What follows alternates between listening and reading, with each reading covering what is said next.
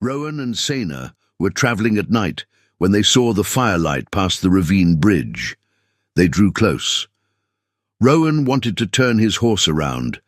This was no stop for honest folk. But Sena had already spotted the cage, mounted on top of the wagon, and the orc, locked inside, looked straight at the girl and reached her arm through the bars, as if to say, "Help me." She was trapped, with mercenaries sleeping around the fire. How would Rowan ever get her out of that cage? The only certainty was, their lives would never be the same after that night. Skarna had been captured 20 days before, in the ruins of Askvorn, where she had gone alone to look for traces of her clan after the peace treaty was signed. Drafk and his men had found her far from any witness. For them, it was simple. An orc without an escort, without papers to hand, was worth enough silver to last the winter in any town willing to look away from the Dawnwall decree. She had shown them the scar on her forearm, the mark the peace order burned into every freed prisoner. Drafk said it could be anything. 20 days, frozen roads, hunger and cold inside a cage that rocked in every rut of the flatbed, fed just enough to stay alive, not enough to have any strength. Nobody had stopped. But on that night, a girl had looked back. The cold that night was the kind that only comes after snow stops, a frozen silence that makes every sound carry farther than it should. Rowan guided his horse at a steady walk, Sena riding beside him on hers, the girl's eyes heavy but stubbornly open. The two animals moved close together, their warm breath rising in white clouds against the frozen air. Past the ravine bridge, the road climbed gently between dense pines. That was where the smoke appeared, an orange thread in the darkness, then two, then the shape of a campfire between the trees, muffled voices, torchlight reflecting off metal. Rowan slowed instinctively. He watched before moving closer, a habit from the war marches that had never left him. What he saw made him tighten the reins slowly. 3 men around the fire, horses tied, and at the center of the camp a heavy wagon sitting in the mud, with an iron cage mounted on the flatbed, chained at all 4 corners to keep it from tipping on the road's curves. The thick bars caught the torchlight. The padlock on the cage door was large and rust-eaten, the kind that doesn't give without a key or a great deal of force. Inside the cage, on the wooden planks of the flatbed, sitting with her knees pulled to her chest and her head resting against the cold bars, was Skarna. 28 winters, dark green skin roughened by cold and damp, black hair loose and tangled, pointed ears drooping to the sides, the sign of someone too exhausted to stay alert. She wasn't moving, just breathing, slowly, the way someone breathes when they have learned to spend as little energy as possible because they don't know when the next meal will come. Then she felt Sena's eyes on her. Skarna lifted her head slowly, like someone who no longer has strength for sudden movement. Her amber eyes found the girl's eyes in the darkness. For 1 second, just one, the two of them stared at each other through the cold and the distance. Then Skarna reached her arm through the bars, open hand, fingers extended towards Sena. A simple, silent gesture that needed no word to say what it said. "Help me." Sena turned to her father with wide eyes. "Father, she asked for help. Did you see? She reached her arm out to me. She's asking for help." "We're leaving," Rowan said, already turning his horse. "These aren't good people. They're keeping the orc prisoner, Father." Sena's voice wasn't tearful. It was indignant, firm and warm. "That's not right. She asked for help. I saw it. She was so weak in there, and she still asked for help." Rowan stopped his horse. He looked forward at the dark road that led away from here, breathed slowly through his nose. "I saw," he said, "and you're going to leave her." He didn't answer right away, and it was that silence that weighed more than any word. Rowan knew armed men. He knew what 3 rested men could do to a veteran alone in the middle of the night with a 12-year-old girl to protect. He also knew that getting mixed up in a bounty hunter's business wasn't wisdom. It was vanity dressed up as courage. But he knew something else too. He knew what it looked like when an arm reached through bars. He had seen it in the wars of the Grey Vale. He had seen it on faces that still appeared in his dreams sometimes, when winter closed in and the wind beat hard against the farmhouse window. Faces of people he had ridden past without stopping. He would not do that again. He took the side path between the trees without a word, guiding his horse in silence around the camp without being seen. And Sena followed close behind on hers, smart enough not to make noise when her father wore that expression. They stopped farther ahead, where the road bent and the torches could not reach them. Sena spoke for nearly half an hour, sitting on her horse in the dark between the pines. She didn't beg, she argued, with the direct logic of a 12-year-old girl who had grown up hearing her father tell stories of the wars of the Grey Vale and the peace order that had ended everything. "The order has existed for 5 years, father. You told me yourself. She should be free." "I know what the order says." "Then why?" "Because 3 armed men and a 12-year-old girl are not the same thing as the order," he said. A long pause. The steam of Rowan's breath dissolved slowly in the frozen air as he stared into the darkness between the pines. "But I am not a 12-year-old girl." Sena went quiet. Rowan dismounted without making a sound. He tied the reins to a low branch and pulled a heavy tool from the saddle pack, one he always carried for repairs on the road. He looked at his daughter. "You stay here, with both horses. If you hear shouting before I come back, mount up and ride down the road. Don't stop. I'm not going to—" "Sena." She closed her mouth. She held both sets of reins firmly, her eyes bright in the darkness, half fear, half pride in her father. "I'll be back," he said. Rowan moved between the trees with the quiet of someone who had spent years learning how not to be heard. The camp had cooled, the fire low, the voices stopped. One man snored against a log, another slept on his back near the fire with his hood pulled up. Dravk was inside the wagon, wrapped in canvas, sleeping beneath the very cage he was hauling. Rowan reached the wagon from the blind side, away from the torch that still burned weakly. He climbed onto the flatbed slowly, 1 foot at a time, spreading his weight so the wood wouldn't creak. The cage was chained at all 4 corners, but the door's padlock was just the padlock. He fitted the tool against it without a word, first blow muffled with the palm of his hand. The iron groaned. Second. On the third, the padlock gave and fell onto the flatbed with a dull thud that seemed enormous in the silence. Skarna was awake. Her dark amber eyes opened when he stepped close, and her expression was neither hope nor fear. It was the face of someone who has seen too much and learned not to believe in anything before being certain. He opened the door and looked inside. She held his gaze for a moment. Then she got out. The 2 of them climbed down from the wagon carefully and moved fast and low between the trees. Rowan ahead, Skarna 1 step behind, her feet stumbling lightly in the snow because her legs had been folded inside the cage for days. He caught her arm once when she wavered, and let go as soon as she found her footing. They were 30 paces from the wagon when a voice tore through the silence behind them. "The cage! The cage is open!" Rowan didn't look back. "Run!" Sena was already standing in her stirrups when the 2 of them came out of the trees, her father's reins stretched out in her hand. Rowan mounted without slowing, a single fluid motion built from years on horseback, and reached his arm out for Skarna at the same moment. She grabbed his wrist, he pulled, and in one breath she was on the back of the saddle, with her arms around Rowan's waist. "Hold on," he said. Both horses broke into a gallop together on the dark road. Behind them, the camp exploded into chaos. Dravk shouting orders, horses being saddled in a rush, torches cutting through the darkness between the trees. 3 men and 3 rested horses against 2 horses that had already travelled a full day. But Rowan knew every curve of the Vrast hills the way he knew the lines of his own hand.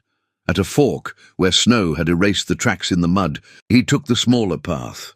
a shortcut that only someone who had traveled that route for years would know existed. He signaled to Sina without speaking. She turned her horse behind him without hesitating. The sound of the pursuers went straight past the fork, then faded, then disappeared. The horses stopped, heaving between the pines, snorting white clouds into the frozen air. For a long moment, the three of them were silent, only the breath of the animals and the wind moving through the snow-heavy branches. Sina spoke first. She looked at Skarna, still on the back of the saddle, and her eyes were bright in the dark. "You held up well, for someone who could barely walk." Skarna looked at the girl, then at Rowan, then at her own hands, the way someone does when they are still checking if it is real, if their wrists are truly free of chains. "Why did you do this?" she said. Her voice was rough from days without speaking. Rowan gave a light touch to the reins, and the horse began to walk. "The peace order has existed for 5 years," he said simply. Someone had to remind them of that. Skarna said nothing.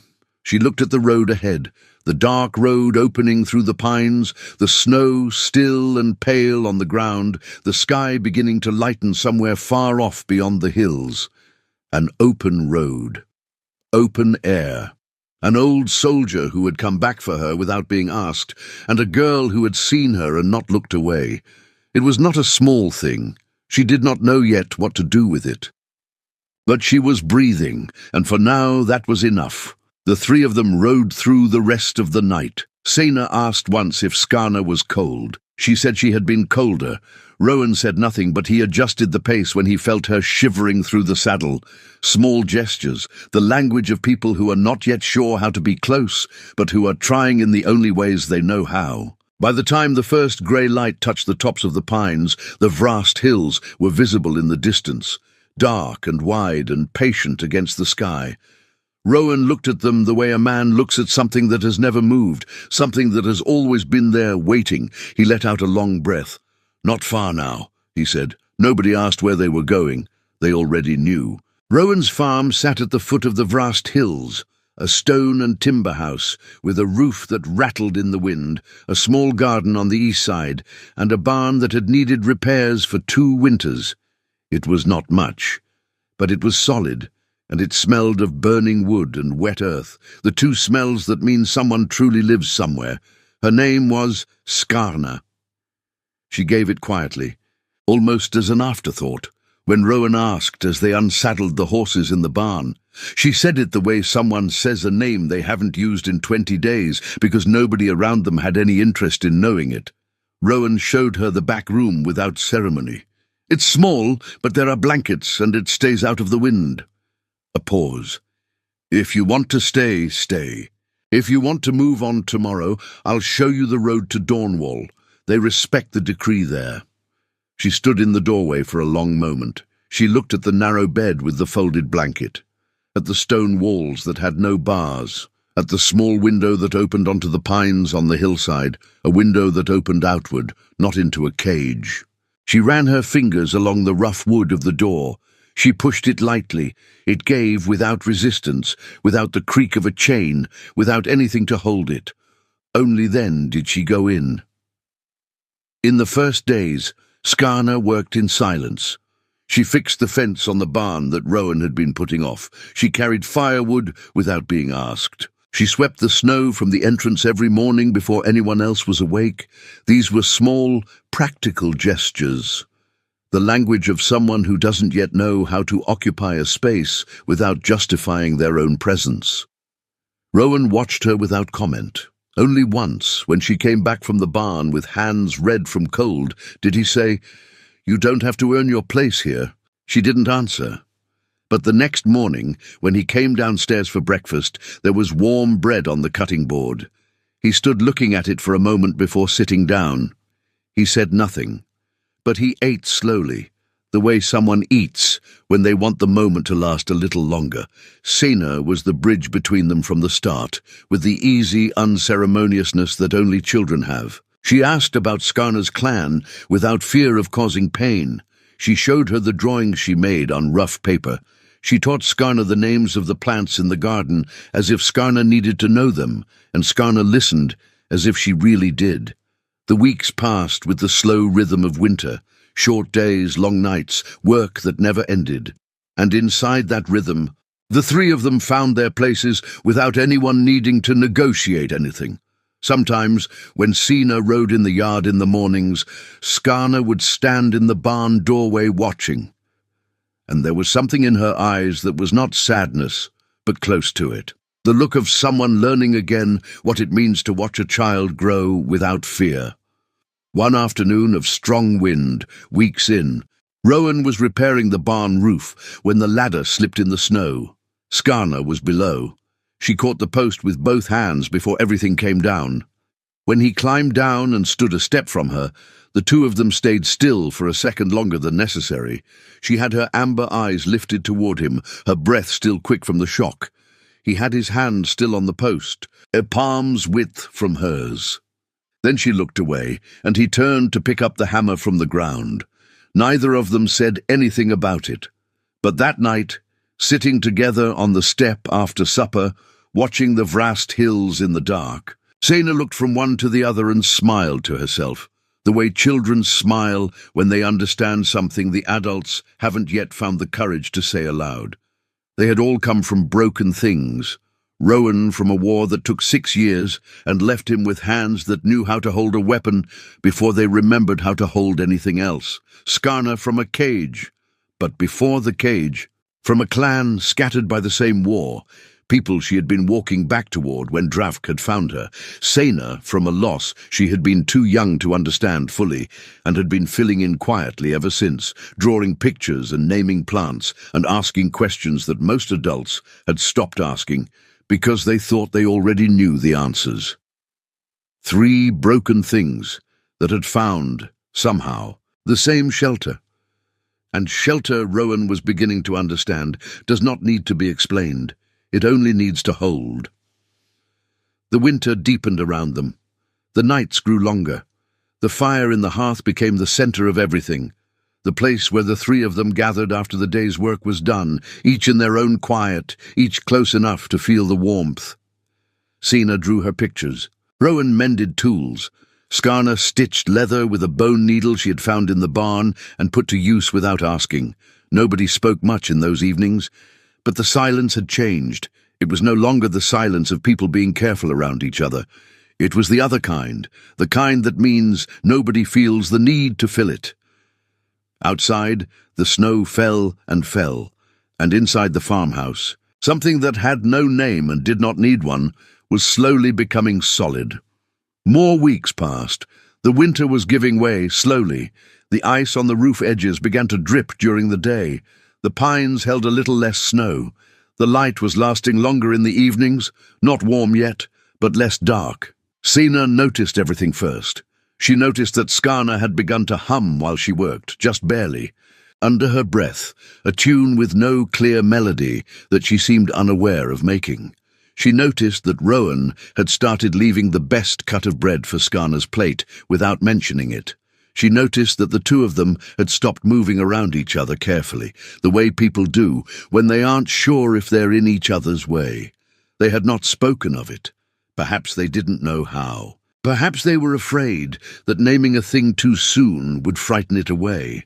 Some things survive best in the quiet before they are called what they are. One evening, Rowan sat by the fire, and Skarna was at the table working through a piece of leather with a bone needle.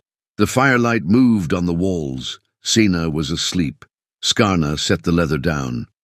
"My clan will start moving with the thaw," she said. "There are passes east of here that open early. I know where they winter." Rowan kept his eyes on the fire. A long silence. "Then you'll have a road when the time comes," he said. Another silence. Not uncomfortable. The kind of silence that has been lived in enough times that it stopped needing to be filled. "I haven't decided," she said. He looked across the room at her. "Neither have I," he said. It was not a declaration. It was just the truth, the simple, weightless truth that 2 people speak when they have stopped pretending they are only thinking about practical things. She looked at him for a moment, then back at the leather in her hands. Then she picked it up again and went on with the stitching. Outside, the wind moved through the pines. The fire crackled low. The farmhouse held them, solid and still, the way good walls do, without asking anything in return. Rowan did not sleep well that night. He lay on his back in the dark, listening to the house settle, the familiar sounds of wood contracting in the cold, the faint drip of ice beginning to melt on the eaves. He thought about the wars of the Grey Vale, about the years after, about the particular kind of emptiness that comes not from loss alone, but from forgetting slowly that there was ever anything else. He had not forgotten. He had just stopped expecting. On a night of thin rain, when the fire had burned down to coals and Sina had been asleep for hours, Skarna stopped in the kitchen doorway and said, without preamble, "I was afraid you were going to be like them." Rowan did not look up from the knife he was sharpening. "And now," he said, a long pause. The fire crackled. The rain beat harder for a moment against the roof, then returned to its soft, steady rhythm. "Now I know you're not." He nodded once, slowly, the way someone receives something important and doesn't want to break it with unnecessary words. The rain continued. Sena slept in her room with the blanket up to her chin, and Skarna, for the first time in 20 days, and perhaps for the first time in much longer than that, did not spend the night listening for footsteps outside. She slept. It was not a loud thing that happened in that farmhouse. There was no ceremony, no promise made in silver or sealed with a handshake. Only a woman who had spent 20 days being moved across the land, like something that did not belong to itself, finally in a room that had no bars, finally in a house where a man had come back in the dark for her, without being asked. And a man who had once ridden past arms, reaching through bars, and had carried that with him for years, and now had not. It was enough. For Sina, it had always been simple. She had seen the arm reach through the bars. She had looked at the amber eyes and understood, the way children understand things before they have language for them, that this was a person who needed someone to see her. She had made her father stop. She had held both horses. She had waited. Children carry a different kind of courage, the kind that has not yet learned to be afraid of cost. Rowan thought about that sometimes, in the days that followed, the way his daughter had made it simple, the way she had looked at a cage in the dark and not seen a stranger, not seen a problem. She had seen a person reaching, and she had said, "Do something." He had spent 39 years learning when to act and when to be still, and a 12-year-old had done it in one breath, without deliberating, without weighing the cost. There was a lesson in that. He was not yet sure he had finished learning it. Weeks became a month. The thaw moved in from the east, the way it always does in the vast hills, slowly, then all at once. The ice broke on the small creek that ran behind the barn.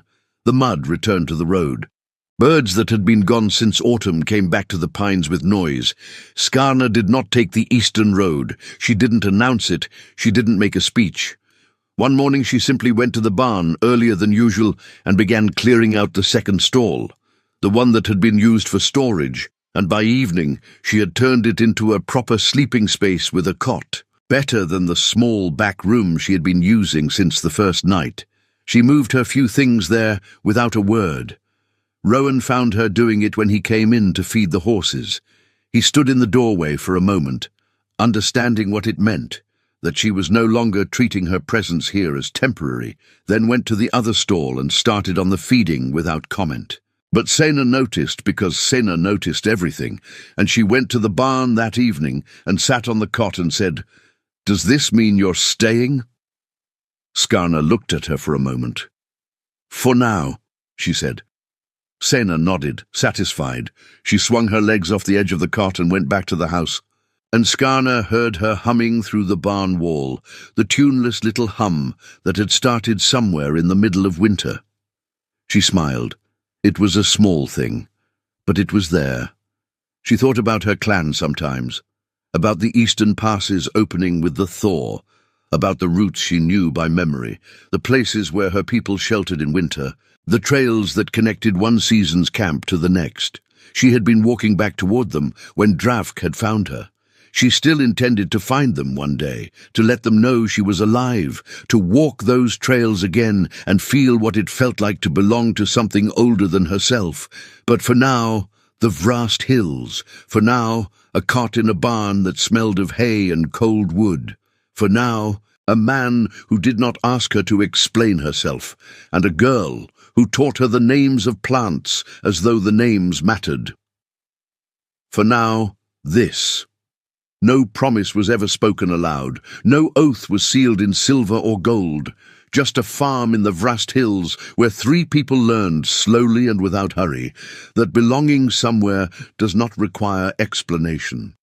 Spring came the way it always does, without asking permission.